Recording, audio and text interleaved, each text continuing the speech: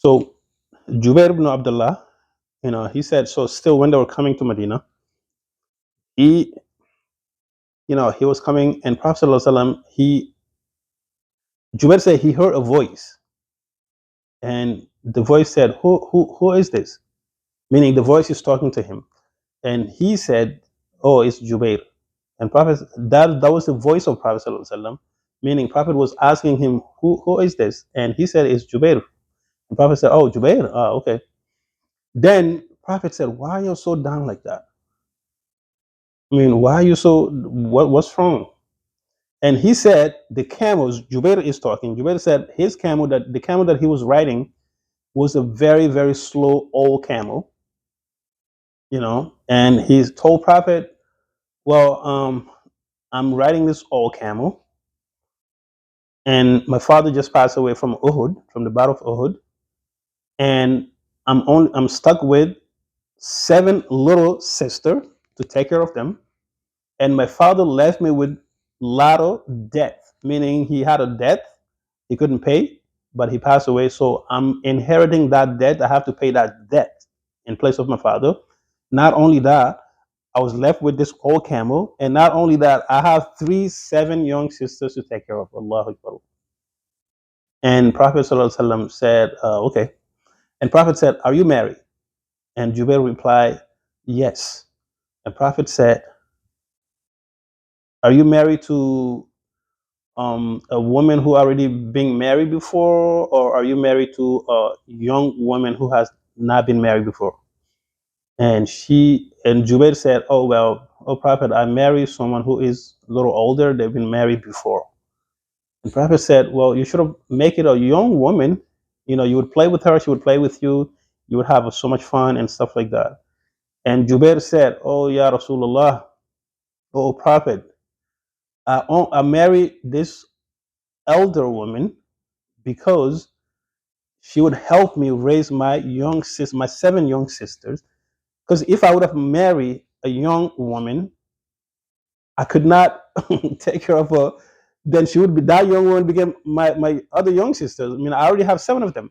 So this young woman would have been the 8th young sister for me to take care of. And I'm only 17.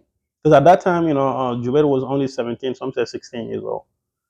So Prophet said, you have done well. Meaning, the fact that you marry an elder woman with experience, she could help you raise your young 7 sisters for you. Allahu Akbar. And then Prophet advised him. Prophet said, before that, Prophet said, oh, well, why don't you give me your camels? Since your camel is very slow, let me have it. You take my camel. So they exchanged their camel. Prophet, when he was riding the camel of Jubair, Prophet said, Bismillah. When he said Bismillah, the camel became more energetic, more faster, like a young, brand new camel. Allahu Akbar. And when Jubair saw that, he became so happy. His light, his face light, his face lit up, with joy, and he couldn't believe it. And then he said he rushed to the Prophet sallallahu alaihi wasallam, and he was so happy. And then all of a sudden, Prophet said, "Be'iniha, sell it to me," meaning sell your camel. I want to buy your camel. And Jubair said, I said, no. That would tell you how young Jubair was. And he said no to the Prophet. He said no. And Prophet replied again, Be'niha, sell it to me. And he said no. So now he realized that Prophet sallallahu alaihi wasallam was probably serious about this. And he said, okay, here like, who like? Oh, this camel, you can take it, you can have it. So,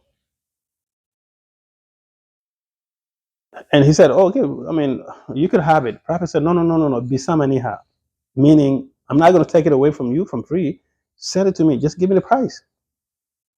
And he said, how much you want to buy it? And Prophet said, 1 dirham. He said, no, I'm not going to sell it for 1 dirham. 1 dirham is more like when you have a car and someone said, oh, I want to buy your car for $10 or $5. Really. So he said, no. And then Jubair said he kept bargaining with Prophet ﷺ till they reached 40 dirham. from 1 dirham up to 40 dirham. They keep bargaining on, up and up and up until they come to 4 dirham. He said, okay, so that's a reasonable price. Fine, you could have it. So Prophet ﷺ said, okay, 40 dirham. And then he said, oh Prophet, but you have to allow me to ride my camel till we reach Medina. Then I could, we could conclude the sale. So this hadith you would find in the chapter of selling and buying and selling. And this is part of the Islamic law. A lot of scholars would take this hadith and the things that took place when you're selling something to somebody, a merchandise, and how you do selling and buying. This hadith would explain so much. So now, Jubayr and Prophet ﷺ, they agree, 40 dirham for the camel. And Prophet advised him, said, okay, so now we're going back to Medina. A crier, meaning a caller, would go forth and tell people from Medina that we are coming. So what I'm telling you, do not rush to your wife. So when your wife heard that we are coming, give her time to prepare herself, to make herself look good, to comb her hair, find a new clothes to wear and perfume and stuff like that. This is what a wisdom.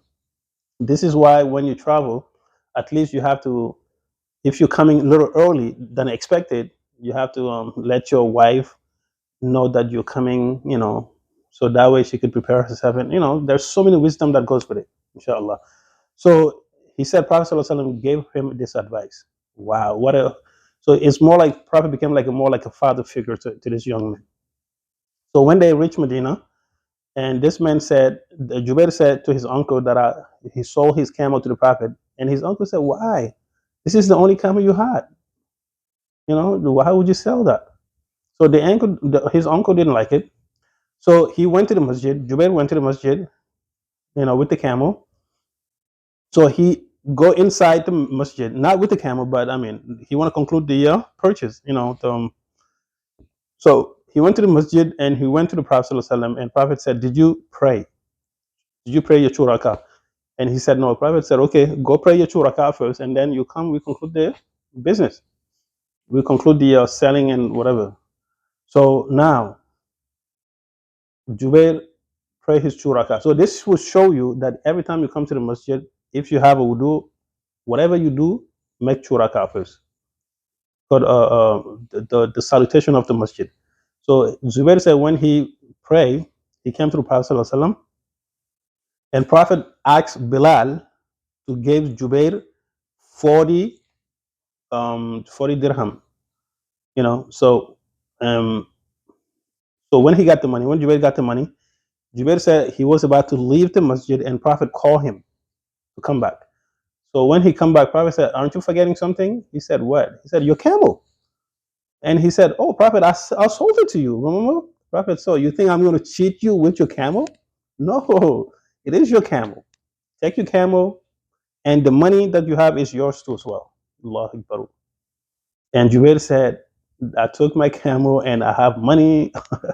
That was the best day. This is a way of Prophet ﷺ to cheer this young man, because Prophet knew not only the young man lost his father, he inherited a debt from his father. He didn't have money to pay it off, and he also has to take care of his 7 young sister. Allah Akbar, and he's only 17. With all this burden, so Prophet was trying to lighten him up. Prophet was trying to cheer him up, to put him back in the mood by giving him this charity, but at the same time, do it in a way so he would not think it's just a charity. Allahu Akbar. You see? So this is how Prophet dealt with his companion, young and older. It doesn't matter whether they're young or whether they're older. Even when young kids call Prophet or someday they need him, he would walk with them. So as a leader, you have to be like that. You have to be like that. You have to consider everyone. You have to value their opinion. You have to make them feel comfortable, make them feel important. So that way, your leadership would be complete, inshallah. So we're going to stop right here. And this would conclude our video. So next time, inshallah, we're going to talk about, in the next video, we're going to talk about Banu Nadir, inshallah, the second Jewish tribe that Prophet ﷺ is going to deal with. The first tribe already are gone. We talk about it, Banu Qaynuqa. That was the first Jewish tribe that already were kicked out. Now we're going to come to the second Jewish tribe, Banu Nadir. Why they were kicked out? What have they done to be kicked out? Inshallah, we're going to talk about that. ربنا آتنا في الدنيا حسنة وفي الآخرة حسنة وقنا عذاب النار ربنا لا تزغ قلوبنا بعد إذ هديتنا وهب لنا من لدنك رحمة إنك أنت الوهاب سبحان ربك رب العزة عما يصفون والسلام على المرسلين والحمد لله رب العالمين السلام عليكم ورحمة الله وبركاته.